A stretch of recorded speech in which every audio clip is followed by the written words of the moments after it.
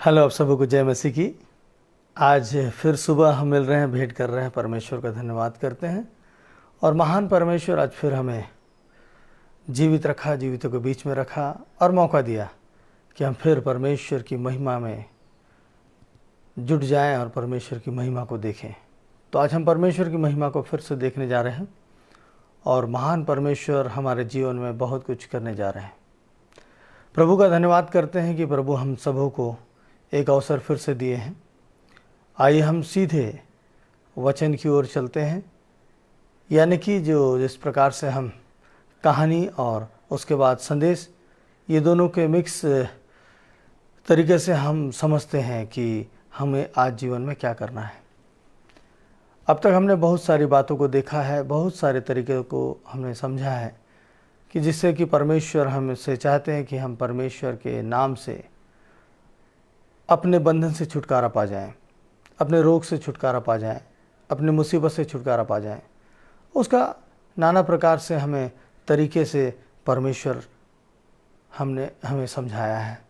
आज भी उसी तरीके से हम एक कहानी को देखते हैं और उसके साथ साथ एक सत्य घटना को देखेंगे। एक पंछी है, उसके अंडे देने का समय हो जाता है, घोंसला बनाना, अंडे देना, उसमें उसके बच्चे होंगे। तो वो पंछी जंगल में भटकती है कि किस पेड़ में बनाऊं, किस पेड़ में बनाऊं। तो एक नदी के किनारे दो पेड़ होते हैं, उसमें से किनारे वाले पेड़ के पास वो जाती है और पूछती है कि क्या मैं आपके ऊपर अपना घोंसले बना लूं। तो वो पेड़ मना कर देता है, कोई आवश्यकता नहीं है मेरे ऊपर अपने घोंसले बनाने का। और ठीक उसके सामने एक और पेड़ होता है, उस पेड़ से पूछती है कि क्या मैं आपके ऊपर अपना घोंसला बना दूं ताकि मैं अपने बच्चों को जन्म दे सकूं। तो वो पेड़ बोलता है कि ठीक है, आ जाइए और बना लीजिए। और कुछ दिन के बाद ऐसा होता है कि बाढ़ आ जाता है अचानक, और बाढ़ में वो पेड़ जो है, उसकी जड़ें कमज़ोर होती है, वो मिट्टी ढीली होती है, उसके साथ वो बहने लगता है, गिर जाता है, बहने लगता है। तो देखने वाले का कहना ये होता है कि देखो, बुरे का फल बुरा होता है, इसने किसी को आसरा नहीं दिया, इसलिए ये भी आज धराशायी हो गया। एक नज़रिया ये हो गया। और वो नज़रिया से जब ऐसी बातें सोचते हैं कि देखो, इसने इस चिड़िया को घोंसला बनाने नहीं दिया, इसलिए आज वो गिर गया।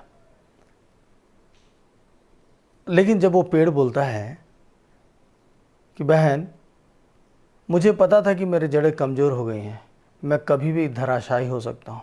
मैं नहीं चाहता था कि तुम्हारे बच्चे या तुम्हारे अंडे फूट जाएं और सही समय पर तुम अपने बच्चों को जन्म ना दे सको, इसलिए मैंने तुम्हें मना किया।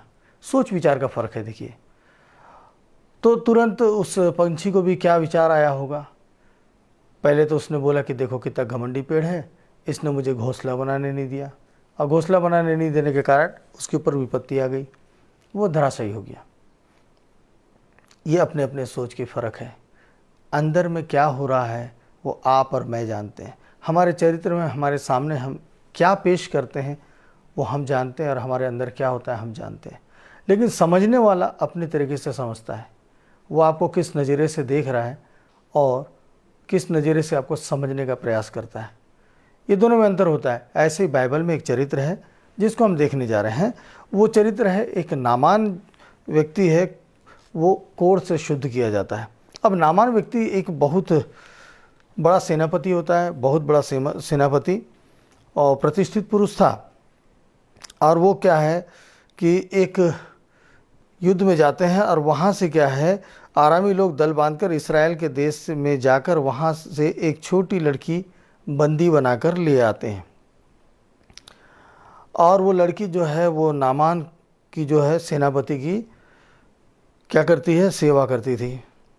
तो उसको पता चलता है उस लड़की को कि ये जो जिसकी मैं सेवा कर रही हूँ, उनका पति जो सेनापति है वो कोढ़ से ग्रसित है, कोढ़ी है। वो अपने आप को छिपा कर रखता था, अपने कोढ़ को छिपा कर रखता था। उसने अपने स्वामिनी से कहा, यदि मेरा स्वामी शोमरोन के भविष्यवक्ता के पास होता तो क्या ही अच्छा होता, क्योंकि वह उसको कोढ़ से चंगा कर देता। अब वो लड़की बोलती है कि अगर मेरे जो स्वामी हैं, आपका जो पति है, मेरा जो स्वामी है, अगर ये शोमरोन के भविष्यवक्ता के पास होता, शोमरोन के भविष्यवक्ता के पास होता, तो क्या हो जाता, बिल्कुल ठीक हो जाता, चंगा हो जाता। और जब हम बीमारी में होते हैं, नाना प्रकार के रोग में होते हैं ना, तो हम दर दर भटकते हैं। जो जो बोलता है हम वो दवा खाते हैं, जो जो सजेशन देता है हम उसको मानते हैं, और ऐसा होता भी है। और तब क्या हुआ कि इस व्यक्ति को थोड़ा सा आस लगा कि वाकई में ऐसा है। उसको जब बताया गया तो नामान ने अपने प्रभु के पास जाकर कह दिया, प्रभु के पास मतलब राजा के पास जाकर कहता है कि इस्राएली लड़की इस प्रकार से कहती है। तो आराम के राजा ने क्या बोलता है कि तू जा, मैं काम करता हूँ इसराइल के राजा के पास। आराम के राजा इसराइल के राजा के पास के लिए एक चिट्ठी भेजता है, तू जा इस चिट्ठी को लेके जाना, उस चिट्ठी में मैं राजा के लिए चिट्ठी लिख देता हूँ और राजा के पास जाकर देना। और वो चिट्ठी में लिखा था कि मैं जो अपने सेनापति को भेज रहा हूँ ये कोढ़ से ग्रसित है, इसको तू चंगा कर दे। और जब ये राजा के पास पहुंचता है, संदेश मिलता है कि फलाना सेनापति वहां आया हुआ है और मिलना मांगता है। तो राजा उनका स्वागत करता है। स्वागत करने के बाद वो पत्र देता है, और जब वो पत्र को पढ़ता है तो राजा घबरा जाता है। राजा बोलता है कि ये जो आराम का राजा है ये क्या कर रहा है, मेरे ऊपर लड़ाई करना चाहता है, चढ़ाई करना चाहता है, इसलिए मुझे ऐसी विपत्ति का प्रश्न भेजा है, ऐसा पत्र भेजा है। क्या मैं चंगा करने वाला हूँ? क्या मैं इस कोढ़ को दूर करने वाला व्यक्ति हूँ? ये जरूर कोई योजना होगी इनकी, जिससे कि हमारे इनके बीच में एक संघर्ष हो जाए और ये हमारे पर चढ़ाई करके हमको जीत ले। तो राजा दुखी हो जाता है और तुरंत अपने वस्त्र को फाड़ने लगता है। और तुरंत अपने वस्त्र को, उस जमाने में ऐसे ही होता था, जब वो दुखी होते थे, जब वो परेशान हो जाते थे, तब परमेश्वर के सामने वो अपने वस्त्र फाड़ देते थे और उदास होकर बैठ जाते थे, अपने बाल को बिखेर के उदास होकर राख लगाकर बैठते थे। तो ये ऐसा करने लगा, अपने वस्त्र फाड़ दिया। तो उस वक्त क्या होता है, यह सुनकर इस्राएल के राजा ने अपने वस्त्र फाड़े। तब क्या हो रहा है आगे देखते हैं। अब वह मेरे पास आए, तब ये जो बात है, फिर एलीशा ने जब ये सुनकर कि इस्राएल के राजा ने अपने वस्त्र फाड़े हैं, परमेश्वर के भक्त एलीशा ने राजा के पास कहला भेजा। अब यहाँ पे एलीशा क्या कर रहा है, राजा के पास संदेश भेजता है कि तूने क्यों अपने वस्त्र फाड़े हैं। अब वह मेरे पास आए, तब जान लेगा कि इस्राएल में एक भविष्यवक्ता है। और ये राजा को संदेश भेजता है, कौन? एक नबी, जो उस देश में, जिसके बारे में वो लड़की बोल रही थी कि काश मेरा जो स्वामी है वो शोमरोन के भविष्यवक्ता के पास। तो ये भविष्यवक्ता कौन है? ये भविष्यवक्ता एलीशा भविष्यवक्ता है। तो ये तुरंत राजा के पास संदेश भेजता है। एलीशा को पता चल जाता है क्या हो रहा है, क्योंकि परमेश्वर के साथ उसका बातचीत होता था और परमेश्वर उसको ऐसे संदेश देते हैं, वो तुरंत इस बात को रख देता है। राजा के पास बोलता है कि जाओ उसको भेज दो मेरे पास। तब राजा को शांति लगती है, राजा उसको भेजता है कि आप वहाँ जाइए, ज़रूर है कि आपके लिए कुछ ना कुछ उस नबी के द्वारा, उस परमेश्वर के दास के द्वारा आपके लिए कुछ ना कुछ योजना होगी और वो पूरा होगा। और जब ये जाता है वहाँ पे और उस नबी के घर के सामने अपने पूरे लाव लश्कर के साथ, रथ के साथ, घोड़ों के साथ, सेना के साथ जब जाता है, और जाने के बाद उसके दरवाजे के सामने खड़े हो जाता है। और जब उसके दरवाजे के सामने जब खड़े होता है तो वो सोचता है अब सेनापति है। जब सेनापति जहाँ खड़ा होता है तो लोग वहाँ निकलते हैं, सर झुकाते हैं, प्रणाम करते हैं, पैर छूते हैं, नाना प्रकार का सम्मान देते हैं। लेकिन क्या हुआ, एलीशा अंदर से निकला ही नहीं। एलीशा अपने रूम में ही था, अपने घर के अंदर ही था, वो नहीं निकला। वो अपने सेवक से, अपने दास से कहला भेज दिया कि तुम यहाँ से, तुम राजा से कह देना, उस सेनापति से कह देना कि यहाँ से जाते वक्त जो वहाँ पे नदी है, यरदन नदी, वहाँ पर तू जाकर 7 बार डुबकी मारना, तब तेरा शरीर जो है ज्यों का त्यों हो जाएगा और तू शुद्ध होगा। और वो दास जाकर ऐसे ही बात बता देता है, लेकिन ये नाराज हो जाता है क्योंकि इसको आदत है ना सम्मान पाने की। अब उसके किसी के दरवाजे में जाके खड़ा और घर का व्यक्ति नहीं निकला तो इसको लग गया मन में, इतना घमंडी व्यक्ति है और मेरे को बोल रहा है कि यर्दन नदी में जाके 7 बार डुबकी लगा ले। एक बार आके बोलता, मेरे सामने खड़े होता, मेरे सर पर हाथ रख के प्रार्थना करता, दुआ करता और मेरे लिए आशीर्वाद देता जिससे कि मैं ठीक हो जाता, तो ये मुझको क्या बोलता है कि यहाँ से जाओ और जाते समय यर्दन नदी में जाकर 7 बार डुबकी मारना। तो ये नाराज होकर निकल जाता है कि देखो इतना घमंडी है। विचार, जैसे वो पेड़ के बारे में हमने सोचा ना, यहाँ 2 जगह देखिए अलग अलग बातें हो गई। पहला कि जब वो जो राजा है, वो राजा क्या कर रहा है, आराम का राजा जो है इस्राएल के राजा के पास संदेश भेजता है, वो अच्छाई के लिए भेजा, लेकिन वहाँ का राजा क्या समझ लिया कि ज़रूर मेरे ऊपर चढ़ाई करना चाहता है, इस राज्य को वो हासिल करना चाहता है, इसलिए उसने ऐसा पत्र भेजा। दोनों के विचार में देखिए कितना अंतर। वैसे यहाँ पे भी अब एलीशा नहीं निकला तो ये सेनापति के विचार में ऐसा आ गया कि इतना घमंडी है, इसका बात को मैं सुनूंगा तो मैं कौन सा ठीक हो जाऊंगा, इतनी बड़ी हस्ती पूरे लाव लश्कर के साथ आया, ये देखने तक नहीं आया, इसकी बात को कौन मानता है। दोनों में देखिए विचारधारा। उनका कहना था एलीशा भी अंदर प्रार्थना कर रहे होंगे, वो परमेश्वर के साथ सामर्थ्य में भरे होंगे, वो चाहते होंगे कि नहीं जो व्यक्ति आया है, जो राजा के पास आया है, जो संदेश लेके आया है, मेरा राजा जो अपने वस्त्र फाड़े हैं, राजा का क्यों सम्मान खराब हो, इसलिए मैं पूरे तहे दिल से मैं ये रूम के अंदर प्रार्थना करता रहूँगा, अपने घर के अंदर प्रार्थना करता रहूँगा और वो चंगा हो जाएगा। और जैसा संदेश परमेश्वर की ओर से आया वैसा वो संदेश उसने दे दिया। लेकिन वो सेनापति उस बात को कैसे समझेगा जिसका नाम नामान है, क्योंकि वो तो उसका जीवन शैली कुछ और था। तो जैसा हमारा जीवन शैली वैसा हमारी सोच, और उसके बाद वो आगे बढ़ जाता है, नाराज़गी में वापस जाने लगता है। तब क्या होता है कि उसी नामान जो सेनापति है, उस सेनापति के एक सेवक ने बोलता है, जब नदी के पास से गुजरते होते तो वो सेवक बोलता है कि यदि परमेश्वर का दास, परमेश्वर का सेवक आपसे कोई कठिन काम बोलता तो क्या आप नहीं करते? आप तो जरूर करते ना। कोई बड़ा काम बोलते तो आप जरूर करते, कोई कठिन काम बोलते तो जरूर करते, प्रयास तो करते। उन्होंने क्या कहा? उन्होंने बोला है इस नदी में उतरो, 7 बार डुबकी लगाओ और तुम्हारा शरीर ज्यों का त्यों हो जाएगा। तो क्यों ना, जब ऐसी बात वो बोले तो आप करके देख लीजिए। तो उस बात से इसको एक बार लगता है कि नहीं चलो एक बार सुन लिया जाए, और सुनकर वो क्या करता है, उस नदी में, यर्दन नदी में उतरता है। लेकिन उससे पहले तो उसमें घमंड था कि मैं जिस राज्य से आया हूँ उस राज्य में पर नदी है ना, अच्छी नदी है, इतनी खास नदी है, उस नदी से ये यर्दन की नदी अच्छी है जो मुझे यहाँ नहाने बोल रहा है। ये हमारा सोच था, विचार था। लेकिन जब वो व्यक्ति उसको बोलता है कि एक बार प्रयास तो करो, और जब वो डुबकी लगाता है तो एक बार डुबकी लगाता है, अपने आप को देखता है, जैसा का तैसा, 2 बार लगाता है, फिर जैसा का तैसा, 3 बार लगाता है, जैसा का तैसा। तो उसको लगता होगा ना कि नहीं ये सब बकवास की बातें हैं, 3 बार मैं डुबकी लगा चुका हूँ और अभी तक मेरे शरीर जो है वैसा का वैसा है, कुछ भी नहीं हुआ। ये गलत बात है, झूठ बात है।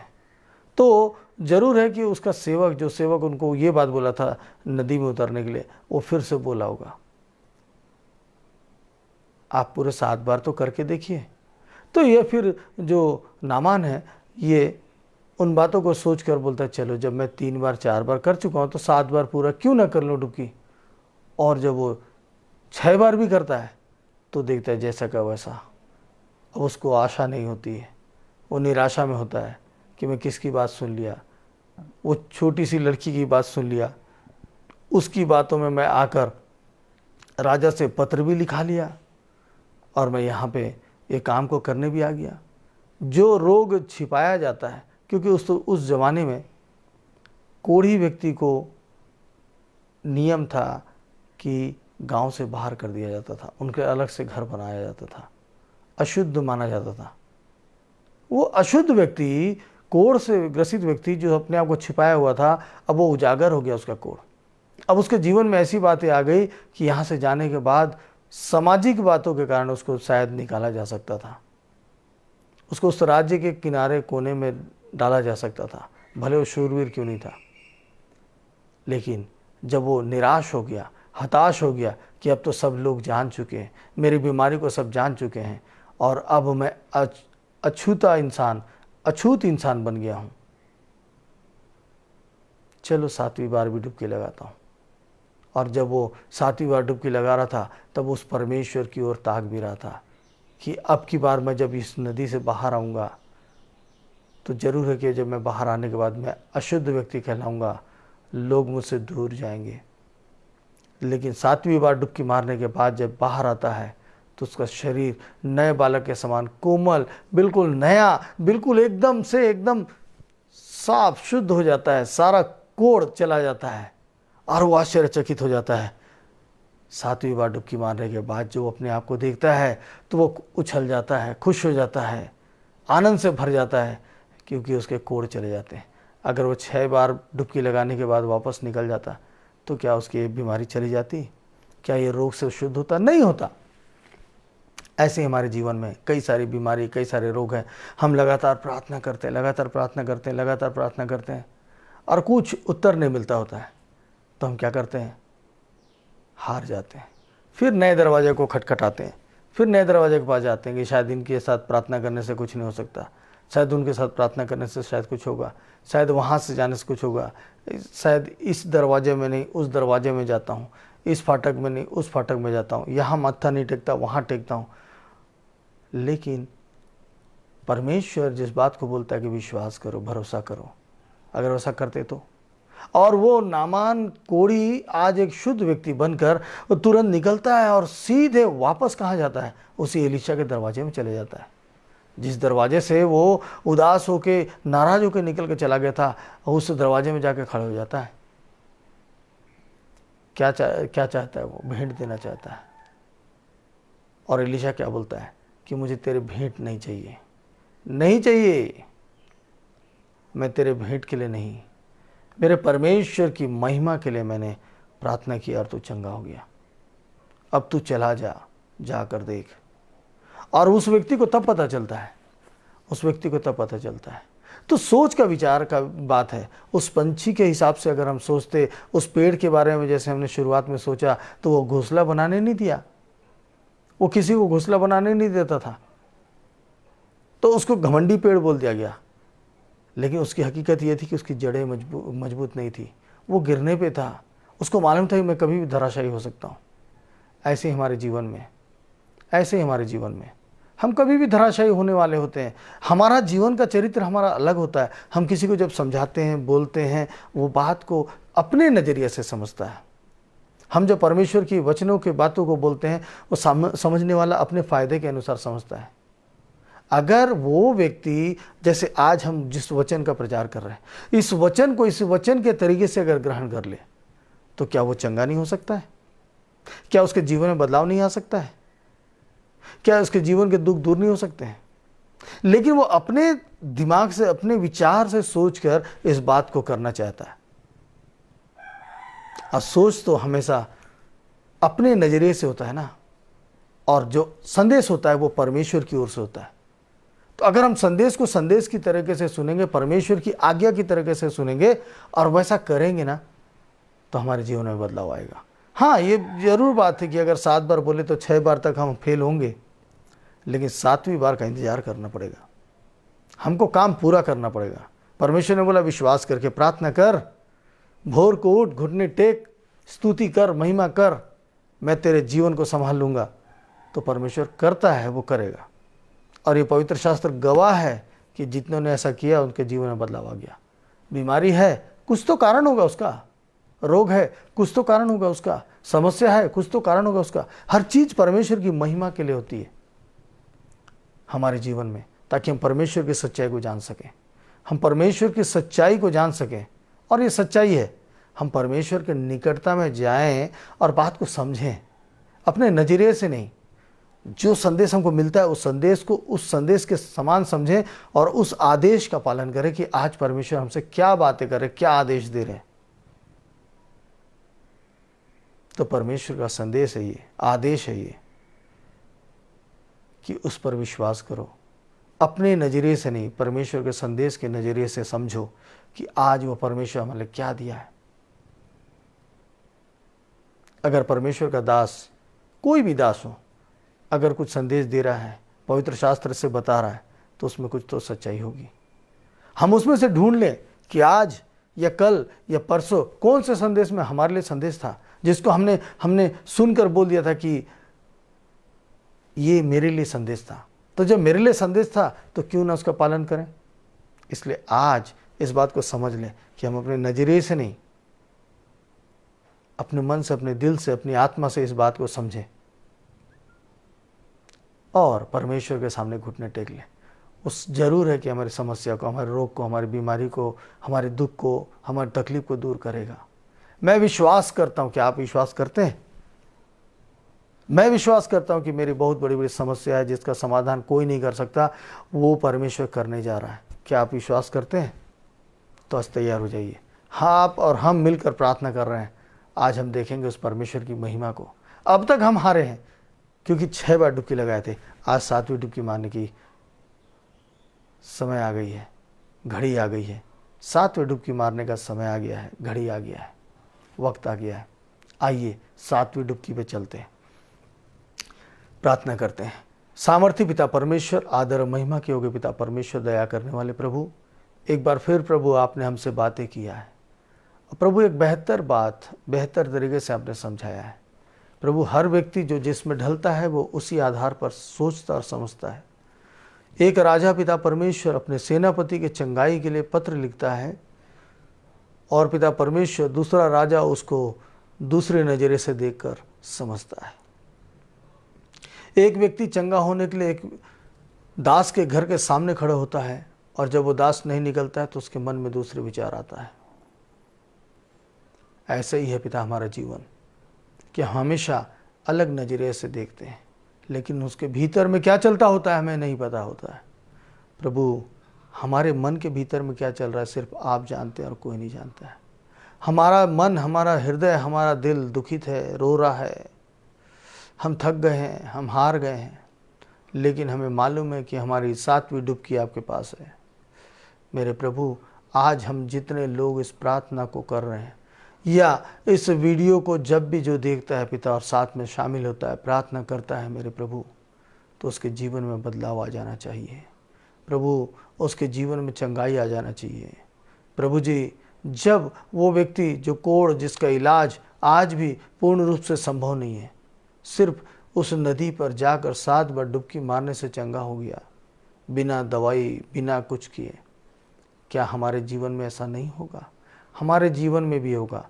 जो इलाज असंभव है, जो आंखें धुंधली हो गई है, जो नाना प्रकार के रोग, कैंसर जैसी बीमारी है जिसका कोई इलाज नहीं हो रहा है और सिर्फ मृत्यु के रास्ते में हम चल पड़े हैं, तो प्रभु आज हम आपके पास आकर 7वीं डुबकी लगाते हैं।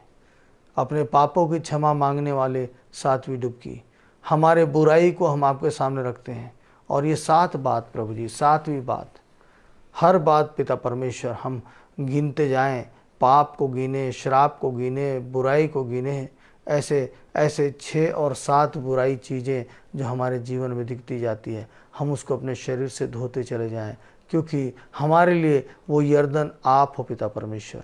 हमारे लिए शुद्ध होने के लिए वो नदी आप हो मेरे पिता परमेश्वर। हम आपके ऊपर डुबकी लगाते हैं पिता, क्योंकि अधिकार आपको है पिता क्षमा करने का, आपको है पिता अधिकार। आज हमें क्षमा करें, हमको चंगा करें पिता परमेश्वर। हमें पिता परमेश्वर इन विपत्तियों से बाहर करें पिता परमेश्वर। हमें इन समस्याओं से बाहर करें मेरे पिता परमेश्वर। आज हम जिस समस्या को लेकर आपके सामने खड़े हैं पिता प्रभु, हमको कोई रास्ता नहीं दिख रहा है पिता परमेश्वर, कोई रास्ता नहीं समझ में आ रहा है मेरे प्रभु जी। प्रभु काम होगा कि नहीं होगा पिता, हमारा काम सफल होगा कि नहीं होगा, हम कुछ नहीं जानते पिता। लेकिन पिता परमेश्वर एक अंतिम आशा है मेरे प्रभु, ये 7वीं डुबकी है मेरे पिता परमेश्वर, इस डुबकी को देख लो पिता। और पिता परमेश्वर हमारे जीवन को पिता परमेश्वर तंदुरुस्त कर दो, हमारे रोग से हमको आज़ाद कर दो, हमारी बीमारी से हमको आज़ाद कर दो, हमारी समस्या से हमको आज़ाद कर दो प्रभु। मैं विश्वास करता हूँ प्रभु कि आज ये सारी प्रार्थना को आपने सुना है और आज हम एक बड़े काम को देखकर शाम को हम आनंद मनाने जा रहे हैं पिता, आनंद मनाएंगे प्रभु जी। धन्यवाद प्रभु, आपने ऐसा किया है मेरे प्रभु, आपको लाखों बार धन्यवाद देता हूँ। पवित्र ईश्वर आपको लाखों बार धन्यवाद देता हूँ, सामर्थ्य ईश्वर आपको लाखों बार धन्यवाद देता हूँ। आपसे और क्या मांगो पिता, आपके पवित्र मीठे नाम से मांगता हूँ, आमीन आमीन आमीन। तो आज हमने जो सुना है, अगर हम अपनी बीमारी में परेशान हैं या हम किसी विषय को लेकर लगातार प्रार्थना कर रहे हैं, तो प्रार्थना को ना छोड़ें, क्योंकि आज हम उसको बढ़ाने जा रहे हैं। क्यों नहीं होगा, जब परमेश्वर ने बोला है कि तुम जब 2 व्यक्ति किसी एक विषय को लेकर एक मन होकर प्रार्थना करते तो मेरे पिता की ओर से उसके लिए ऐसी हो जाएगी, तो क्यों नहीं होगी। मेरे भाई बहनों, आप जो मिलकर भोर को उठकर पति पत्नी प्रार्थना कर रहे हैं, तो क्यों आप चंगाई नहीं पाएंगे। आप चंगाई पा रहे हैं, प्रार्थना में लग जाइए और गवाही देने के लिए तैयार हो जाइए। हालेलुया, थैंक यू जीसस, आप ऐसा कर रहे हैं प्रभु जी। तो आप सबों को प्रभु आशीष दे, और ऐसा फिर नए वचन के साथ हम कल फिर मिलेंगे। तब तक के लिए मैं आपसे इजाज़त चाहता हूँ। आप सबों को जय मसीह की।